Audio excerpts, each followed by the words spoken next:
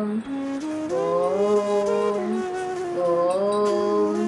ఓం శ్రీ పరమాత్మనే నమః. అతః ద్వితీయోధ్యాయః సాంఖ్యయోగః. శ్రీ భగవానువాచ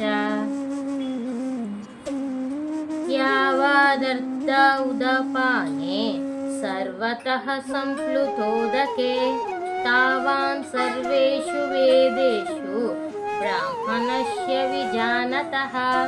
తాత్పర్యం: శ్రీకృష్ణ పరమాత్మ ఈ శ్లోకంలో మనకి దేని గురించి చెప్తున్నారంటే ఆత్మ అనుభవం గురించి చెప్తున్నారు అనమాట.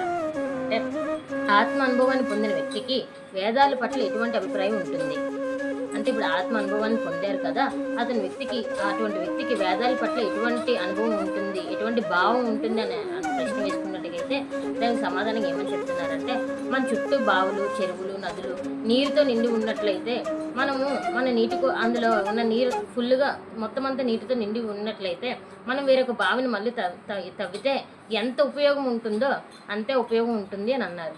అంటే ఆల్రెడీ నీరున్నాయి, నీరున్న తర్వాత మళ్ళీ బావి తవ్వితే ఇవే నీరు పొంగి పొరులుతున్నప్పుడు ఆ బావి కూడా తవ్వడం ఎందుకు, వృధా కదా.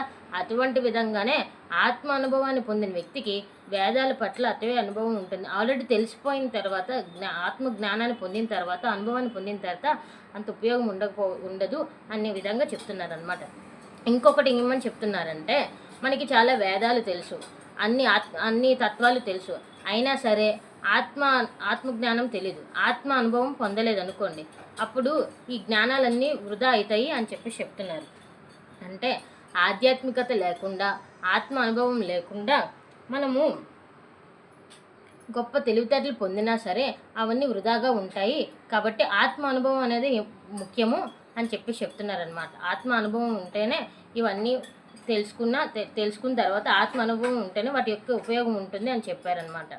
అంటే ప్రతి విషయము మనకు తెలిసిన జ్ఞానం అంతా ఎప్పుడు ఉపయోగపడుతుందంటే, మనకి అది అనుభవంలోకి వచ్చినప్పుడే, ఆత్మానుభూతిని పొందినప్పుడే. ఆత్మానుభూతి పొందితే ఇవేమీ అవసరం లేదు, ఈ జ్ఞానాలు విడిచిపెట్టి అదే ఆత్మానుభూతిలోనే ఉంటాము అనే విధంగా చెప్తున్నారనమాట. ఇది ఈరోజు శ్లోకం యొక్క తాత్పర్యం. హరి ఓం ఓం ఓం. హరే కృష్ణ.